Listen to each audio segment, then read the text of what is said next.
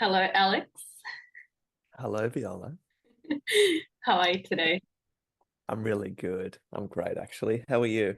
I'm fantastic. My first interview, I'm doing it with you for my YouTube channel, which is Super great. fun. Yeah, super fun. Um, so I just wanted to introduce you first. hmm So I can see, I've known you for quite a while now. It's when I started doing Vedic meditation about, I think it was 2017, 2018. That's when I met you. We went on to the retreat in India with Laura, which Mm, was an amazing experience. It was a very yeah. intense experience. And so I've known you since then, and you have since become a Vedic meditation teacher. hmm You're also an acupuncturist and a hmm martial artist. So Yes. there's a lot that's going on there. So how I just want to hear from you. Like, how do you? Well, first of all, what really drew you to meditation? Let's just begin with that. To meditation. So I'd spent years trying to meditate. Um, my whole, life I've been practicing martial arts since I was about 8 years old. And, along with that comes the expectation that at some point you'll sit down and close your eyes and be very calm and very zen, Mm. and it'll make your martial practice even better. So I tried that a lot, but without much success. um, so yeah, I guess I spent many years trying to close my eyes and center myself and all of this. And even I remember in some relationships having, a fight with a partner and then being like, oh, okay, I'm so angry right now. I should sit down and meditate. Yeah. And so I'd sit down and I'd scrunch my eyes shut and I'd sit up really straight and I would try really, really hard to be calm. It didn't work, Ah. right? Yeah. And then then some years later, a really dear friend of mine, she was suffering from a lot of anxiety and depression to the point where she couldn't really leave her home. She was finding it hard to function, and she decided to move back to the countryside with her mother. Mhm. So we packed everything up for her into a van, and I drove her back, um, and then we sort of, we spoke on and off, but not that much for the next 6 months. And then I got this call from her, and it was beautiful actually, because she called me up and she was crying, but not crying in sadness. She was crying because there was some kind of release happening, Yeah. an emotional release. And she was saying how thankful she was for how much help I'd given her. Mm. Um, and that made me start crying because I was like, oh my goodness, what's happening here? This is, really lovely. And it's so good to hear from you and all of this. And I was like, what's been happening? And she said, oh, I've been, meditating and stuff, but I'll talk more to you soon. Okay. Another 6 months. So this 6 months went by, and all of a sudden she was back in Melbourne and she was working at a cafe. She was living above the cafe with her new boyfriend. Um, and, I was like, well, that's weird. You left Melbourne because you couldn't really handle people, and now you're working with people. You're living above the place where you work. That would have given you crippling anxiety in the past. Oh, that's a big What's been shift. going on? It was a huge shift, massive. And I was like, what the hell have you been doing? And she said, how about you, come over to my house? I'll show you around and we'll have a chat. So I went over there and she said, well, originally I learnt to meditate on the One Giant Mind app. Mhm. And um, and she said, so I sort of learnt there, and that was helping a lot.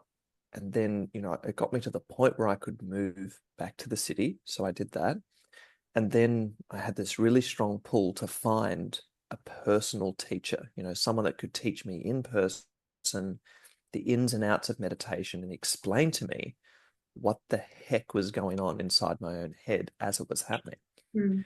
And so, she said she was looking up all these teachers, and then this one teacher, Laura, Yeah. um, really, she really connected with, and she was, I don't know why, but she seems really familiar.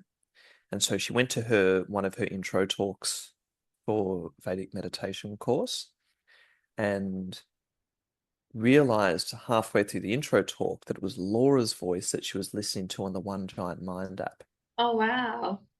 right? Because Laura, I think Laura originally helped, she either did some recordings for it, or she helped to found it or something like that.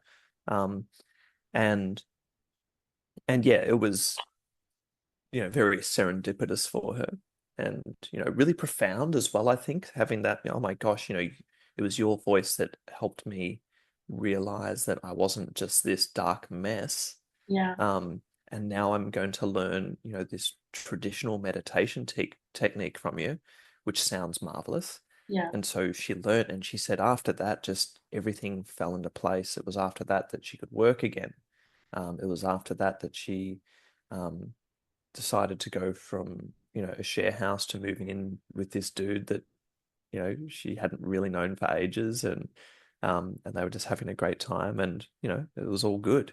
Um, and yeah, and then actually she sat me down and got me to listen to one of the Vedic Worldview podcasts by Tom Knowles. Mhm. And it was the first time that I'd ever been able to sit and listen. That was actually the first podcast I'd ever listened to. This would have been 2017. Yeah. Um, and so before that, I was like, why would I want to listen to people talk to each other? Like that's boring. Right? And now I love it. And here we are Um, now doing an and here interview. we are talking to each other. And yeah, yeah, it was really interesting. And so I listened to this, and it went for about an hour or something like that. So it was the longest I'd ever sat and listened just to someone else talk. Yeah. Um, and what he was saying was so profound to me, Hmm. um, and so interesting. And it was all about, what you could do with this simple sound, this bija mantra, um, and what it would do for you through the simple mental recitation of it. Hmm. Um, that, I was enamored, and I just said to Julia, hey, I think I need to do this. And she said, I think you do too. So I booked in the next course and went and did that. Um, So this was in and 2017. that was 2017. Yeah. Because then I think it was the year after that we went on that retreat together, Yes, right? that's right. Yeah. Yeah. Um, and yeah, so we did that together. Um, yeah, so learned to meditate, had the best 4-day course ever. It was an hour and a half a day or something like that over 4 days. Um, and I just remember feeling completely different. Like my perception, like my entire reality had changed.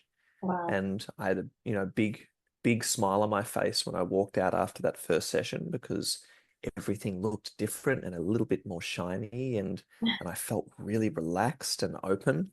Um, and that feeling, I think, really pushed me to keep going and going and going. And I remember at the last day of that 4-day course, I asked Laura, um, you know, what's next? What else can I do? This is amazing. And, she kind of did her little tinkling laugh, um, and said, oh, I'm running this training soon. It's kind of like an advanced knowledge course, and there'll be some advanced techniques um, and things like this. And there'll be lots of, just um, talks on life according to how the Veda would see it, Yeah. right?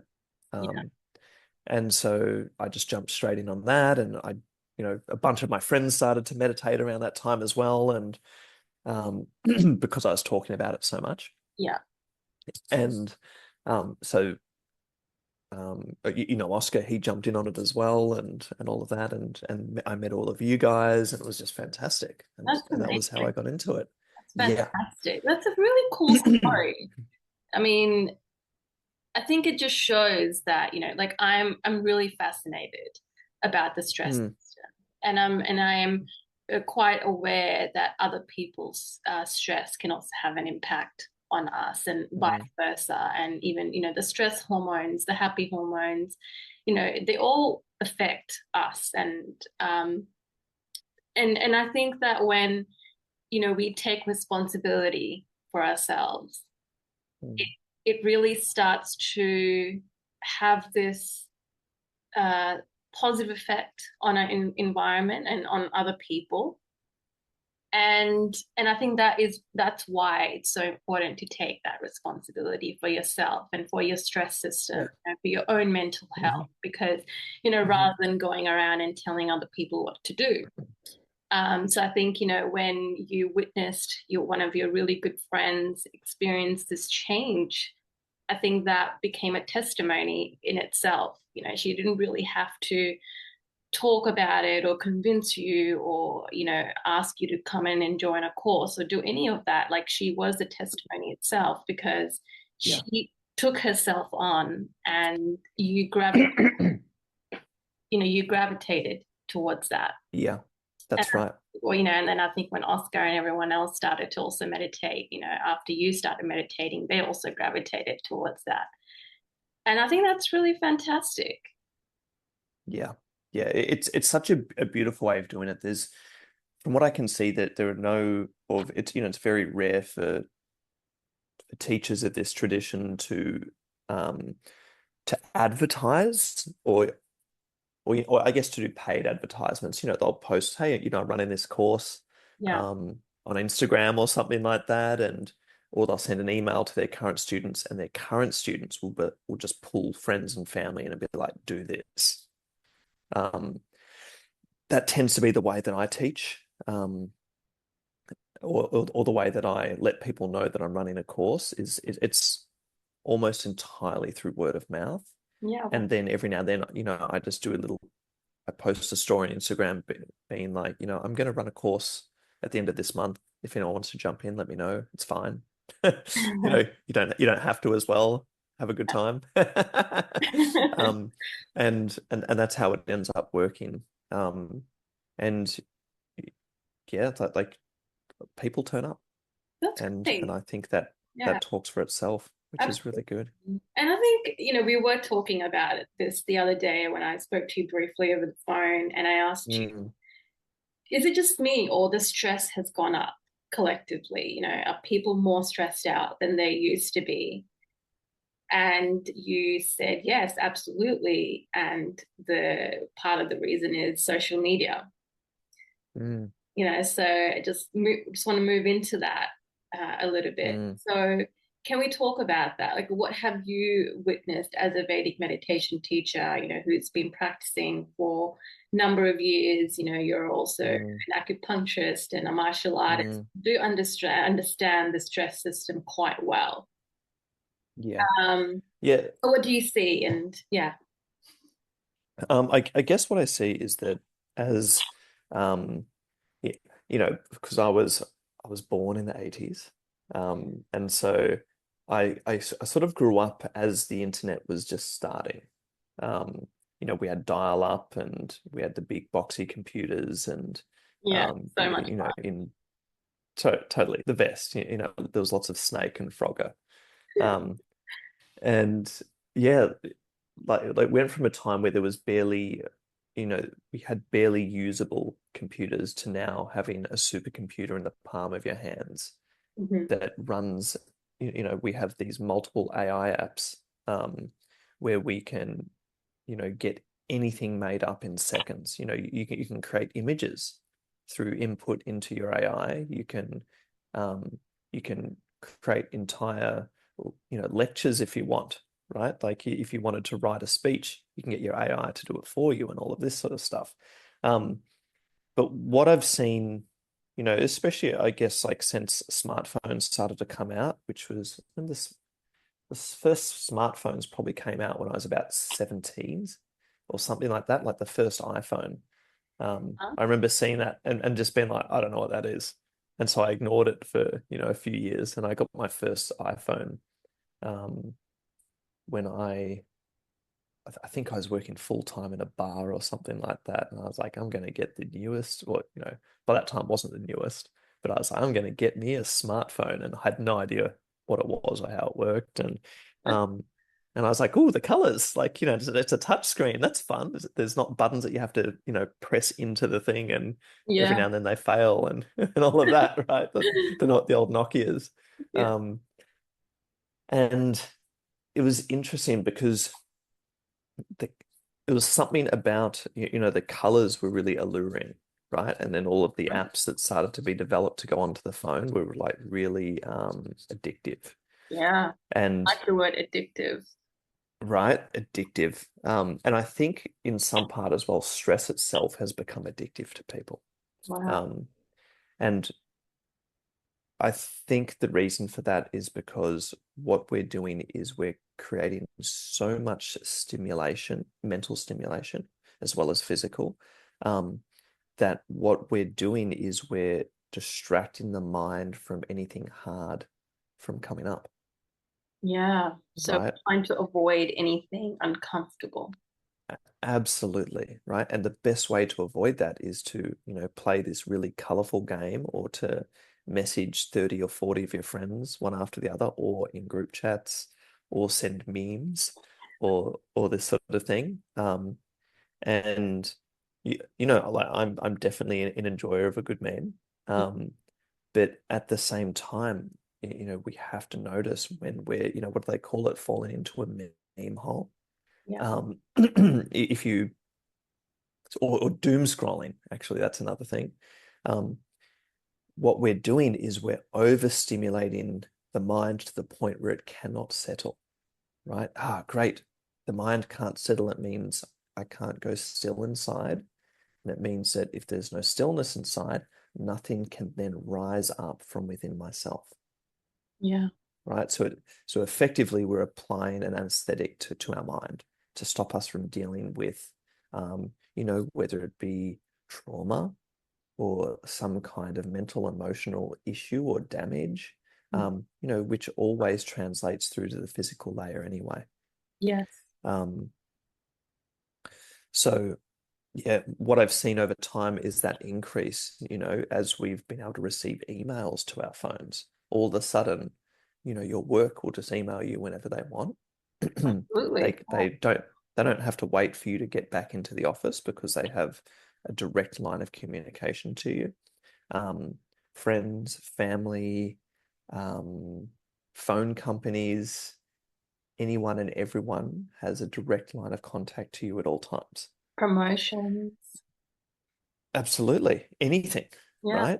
right? Any sort of advertisement, if some advertising company has bought your phone number from, I don't know, your bank or so, I don't know where they get it from, but basically they end up with all of your data.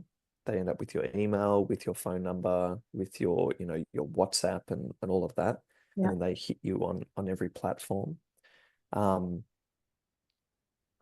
what this does is it adds to that neural load, right? And so we're basically adding layers and layers in between us and what we actually are, right? That layer of being within ourselves.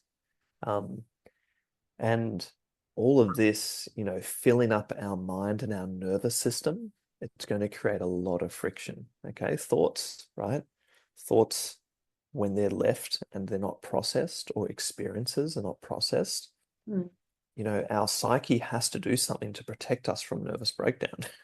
Yeah. And so what's it going to do? It's going to take this information, it's going to convert it to chemical form, and that chemical information, where's it get stored?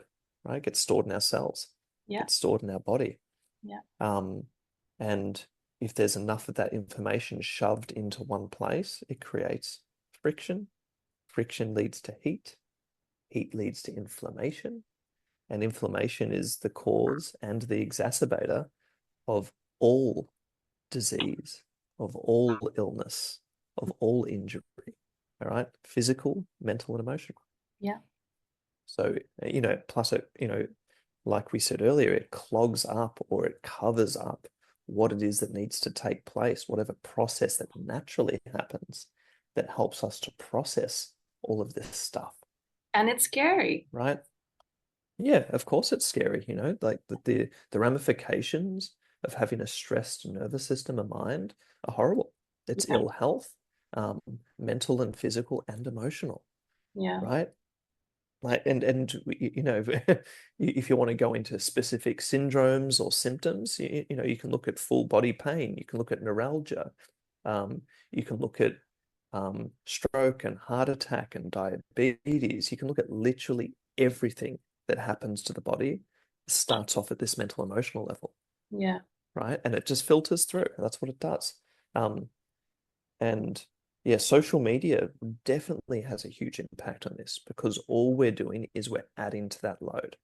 We're adding, we're adding, we're adding. Big And this is time. what big time, right? And this is why we need these techniques, right? These, whether it's meditation or whether it's some sort of regulating breath work, not stimulating, um, some kind of movement that helps to do the same thing because you can do it from any level, Yeah. but it's probably best to do it at all levels, really, right? We want to work with every part of ourself, um, and not work in a stimulating fashion, but in a de-exciting fashion, Yeah. right? We want all of this to settle and still. And because when things still enough, then what happens is that stress release takes place. Hmm. And this is really the crux of what Vedic meditation is, and that's why we both practice it.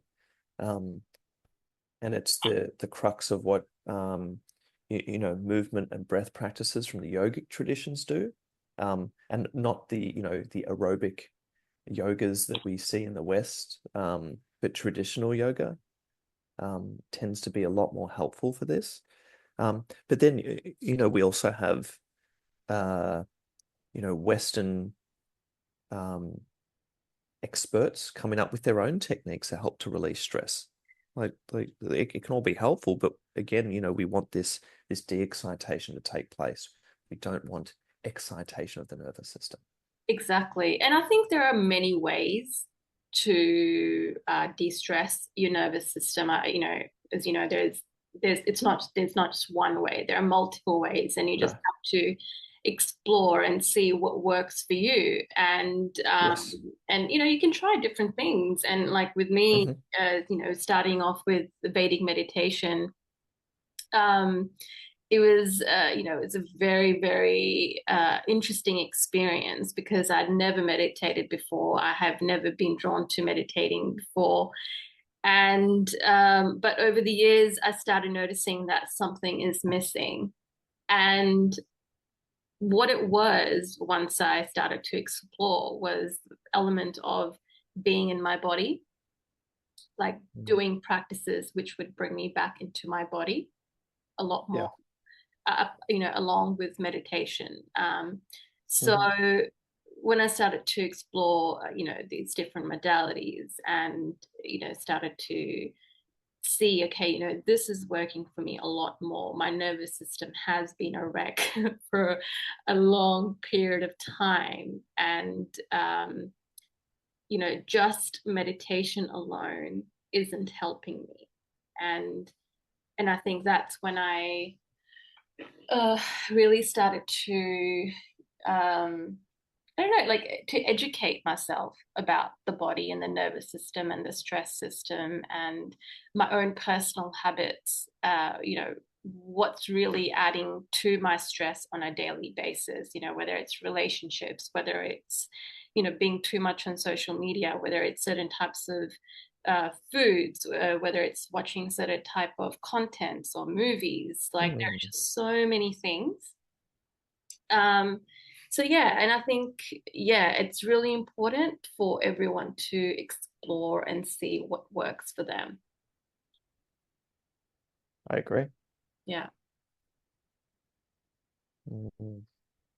What do you Absolutely. have Yeah. to Yeah. say about like in terms of like meditation? versus being in the body? How do you think they maybe differ from each other, or they maybe perhaps don't from your perspective? From my perspective, they don't. And Yeah. basically what happens when we meditate, right? What we're doing is we're actually dissolving the mind. Okay. Okay, we're leaving the mind behind for short periods of time, which means, there is nothing left except for what we are inside. And part of that is our connection to the body, Okay. right? It's why the body completely relaxes. It's why we release stress through the nervous system. Um, and, saying that, I also think the body needs to be utilized on its own as well, right? Like I don't think we should just meditate and that's it. The body needs to be moved and utilized in ways that support this process. And it goes both ways. If you can support your nervous system, your body, it's Hmm. going to support your meditation practice and vice versa. Hmm. If you can sit and meditate and afterwards move your body, you're going to have a greater connection to your body. Um, you know, Strength athletes that have taught have noticed that if they meditate first before they train, Yeah. um, they have the amount of weight that they're able to move goes up. Okay, because they have a greater, you can call it a mind body connection or a mind muscle. Um, and then if they meditate after they train, their recovery is fantastic, Very interesting. right? So yeah, there's you, there are many ways we can use these things together. Um, and I guess the the greatest benefit we get is when we use them both together, because it's the same thing with meditation. If we do lots of movement first and work the body, or some even some stretching or some yoga, Yeah. um, if we do some asana and some pranayama before we meditate, then what happens is that the meditation is more restful, Hmm. and we actually have a more efficient um, mechanism for de-exciting the nervous system, for releasing stress while we meditate. Yeah.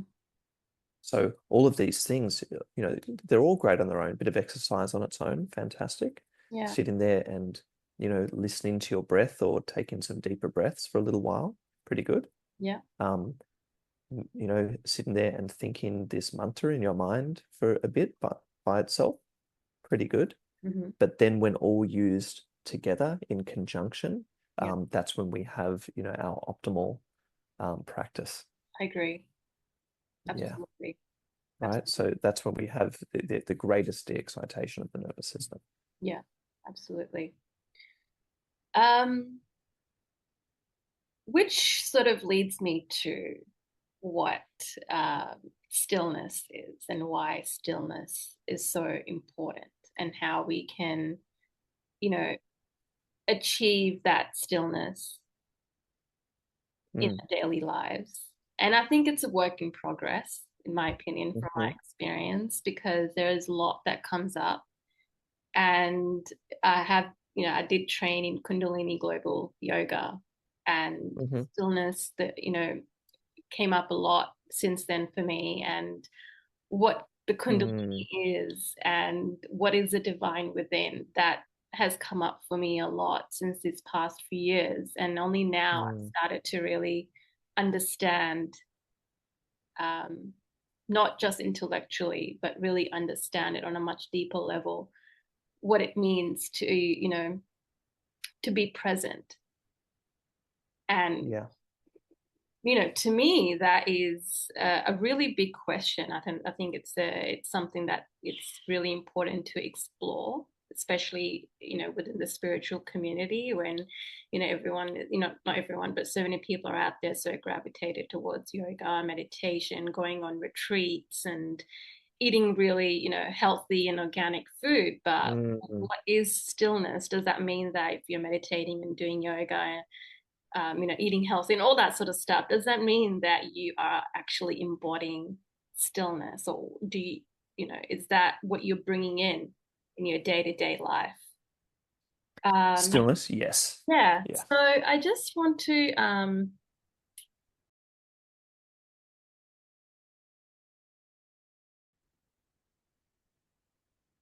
okay, great. So welcome back. Just had a small break.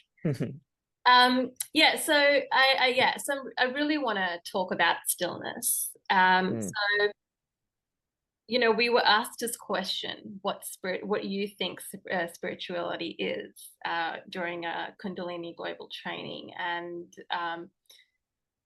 basically, the bottom line is that it's about being here in the now, you know, yeah. being present. Like, you can meditate all you want, you can do yoga, you can do Mhm. so many things, for an hour a day or 2 hours a day. But if you're unable to if you're constantly otherwise are in the pain of the past or the fear of the future, you're actually not, even so, you're not actually close to the kundalini. You're not in the presence of it. You're not in the present moment. So yeah, I would like to know your thoughts on that. My thoughts. Yeah, that sums it up really well. Um, so what we're aiming for,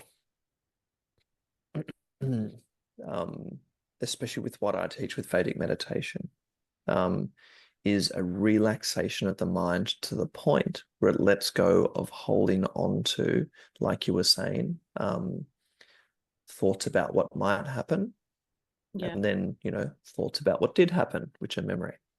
Yeah. Um, and the closer that we can come to releasing all of that, to letting go of the mind and all of its past reaching and future thinking, Mm. um, the, that's where we come to this um, present moment awareness, Yeah.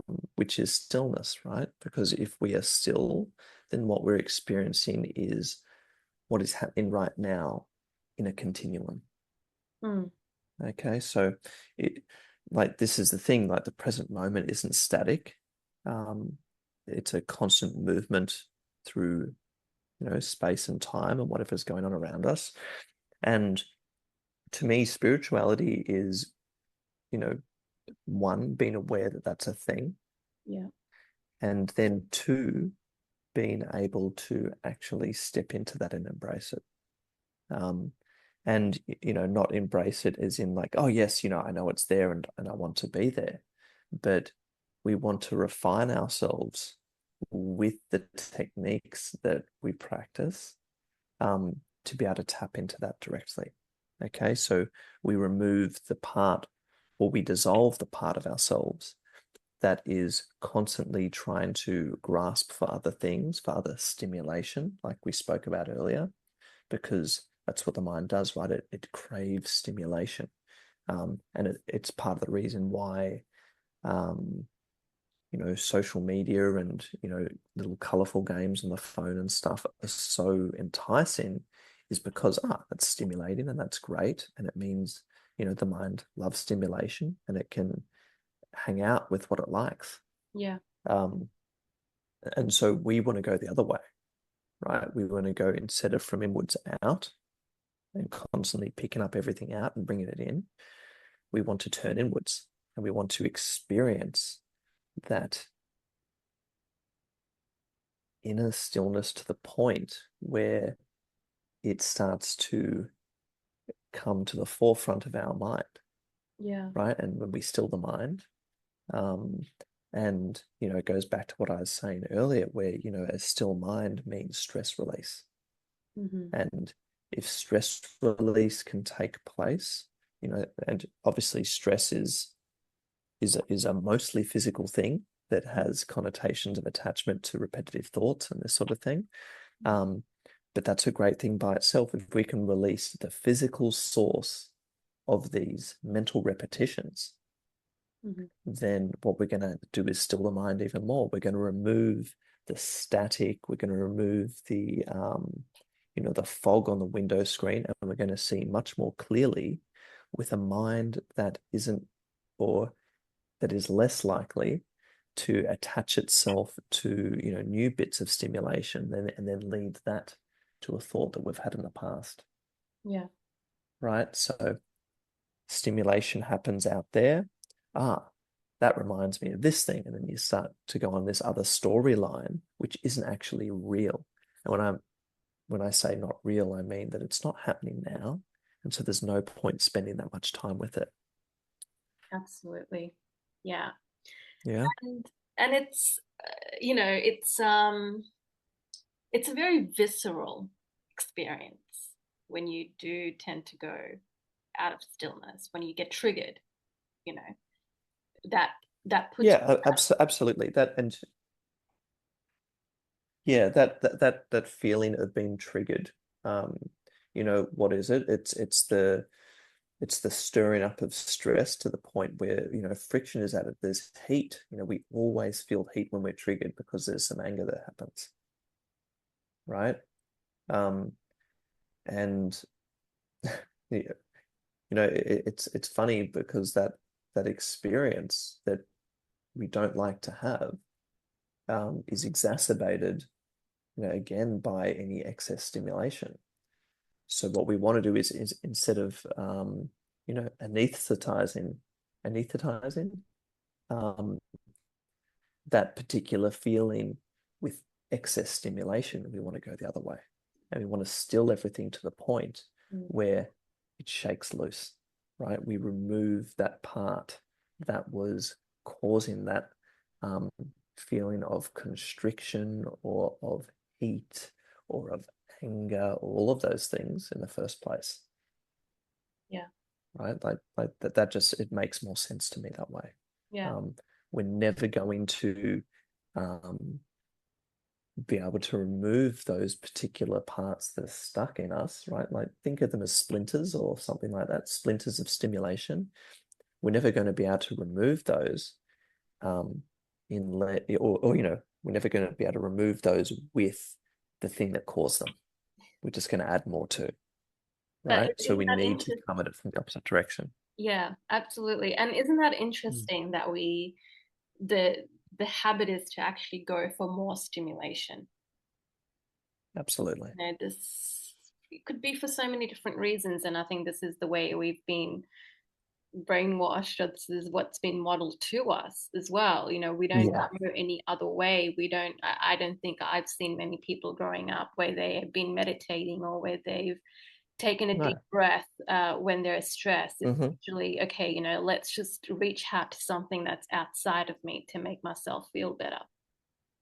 That's right. That's right. Yeah, and this is, both like the blessing and the curse of the modern age, is that there's a lot to do. Like we have so many options, right? And options are exciting and they're stimulating, um, and they're really fun, right? Because again, the mind craves stimulation. So, these things are actually,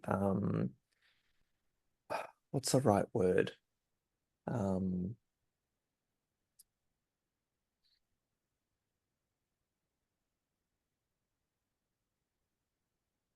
these things are attractive, Seductive. right? Seductive. I like that. Um, yeah. So if everything around us becomes seductive, and by around us I mean outside of ourself, um, then it's going to be a really hard time convincing ourselves to go inwards to that still space. 100%. Yeah. Mm. And so that's why, the majority of my students have gotten to a point where they cannot actually handle any more stimulation or stress, and they need something that's the opposite. Mm-hmm. So they come and they learn to meditate. Amazing. Yeah, And that's the beginning for them. that's the beginning for them, right? The beginning of de-excitation, Yeah. of de-stimulation, of de-stressing. Mm. It's important, if you, and it's funny because if you can, de-stress a little bit or, defrag the system, then what happens is that you actually enjoy life more because you have more room to experience all of this stuff outside of ourselves.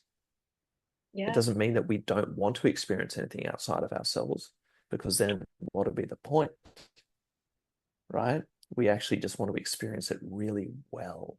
We want to enjoy it without thinking, oh my gosh, I've got to go do that thing, mhm, right? With all of that stress that starts to creep in. absolutely. Yeah, And what I've noticed that is makes sense. in my own life, especially when I Mm, have a lot to do, um, I've been experiencing that the more I relax, the more I get done, yes. you know, efficiently. I'm not going Yeah. there with all this anxiety and, panic and stressed Hmm. out. And it'll show up in my work as well. And of course, it's not about being perfect. I don't believe that, anyone is perfect, but it's this evolution, what I've seen and, what I've observed that wow, like actually, if I do relax, if I, it doesn't matter what modality I choose, but if I do relax Hmm. and make that choice, because it is a choice, Yeah, and if I make that choice to get into my body, and I can actually do more, and absolutely.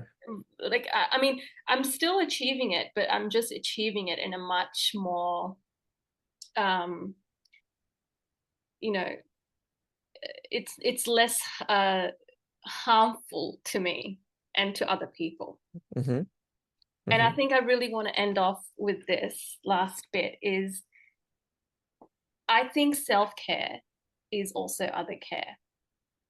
So it's a gift that we also give to other people by taking care of ourselves. Do you see where I'm coming from? Agreed. Yeah, I do. So, and when I was talking about, taking responsibility for ourselves, if we all Hmm. take responsibility for ourselves, that's a huge gift that we give, that we give out to other people as well, whether it's to our family, whether it's to our pets, whether it's to our friends or to our work. So Hmm. it's not just for us to keep, if like there is this biofield, there is this energy that ends up, we end up building around us when we're, Hmm. relaxed and when we're, I would say when we're regulated, the effect that it has on the people around us and an environment is massive. And I've witnessed it. And how Yeah. much power we have uh, when we have this ability and we choose to tap into this. Because a lot of people are unaware or they don't choose to tap into this and they choose to stay in this stress system, whether consciously or unconsciously. So I think Hmm. people who are, gravitated towards this path and they do want to take themselves on in this way, I Hmm. think it's a fantastic, um, it's a really great way of giving back to the Mother Earth. Absolutely. And or, even to just the collective consciousness around us, right? Yes. Um, yeah, I agree. Mm, awesome. Fantastic. All right. Well, thank you so much for, having this You're welcome. conversation. And it's always lovely chatting to you. And, So good. yeah, it's always great. And I think it's fantastic, with what you're doing with acupuncture, with martial arts, with the Vedic meditation teaching. I think they all correlate so well together. And I know how much acupuncture helps me. It helps me in profound ways. Like I really, really feel it. Marvelous. Yeah. And so you're in Noosa, is that right? That's right. Yeah, You're, or yeah, just outside of Noosa, Sunshine Coast. It's yeah. good. And you Mm. teach Vedic meditation. Do you do the trainings online or is that more in person? No, no, all of my courses, my Vedic meditation courses are in person on the Sunshine Coast, but I Okay. do fly down to Melbourne and Sydney to teach as well. Okay. Um, and then yeah, and then obviously acupuncture I only do in person as well. And the same with martial arts. Only if you could do it. That's right. All right. So if people were to find you, what's the best way to Hmm. contact you? They can find me over Instagram, or they can find me online. My website is it's my name plus Vedic, Mhm. alexwildvedic.com. And my Instagram is the same. So they're probably the easiest ways to jump on and see what I do and or even just to ask a question. That's fine too. Yeah, that's great. Yes, absolutely. I'll leave your details down as well. So if anyone is interested and they're Great. interested in your work, they can go on your You're welcome. website So or good to speak to Instagram you. and have a browse. Awesome. Well, thank you so much Thanks, for V. today, Alex. Thank you.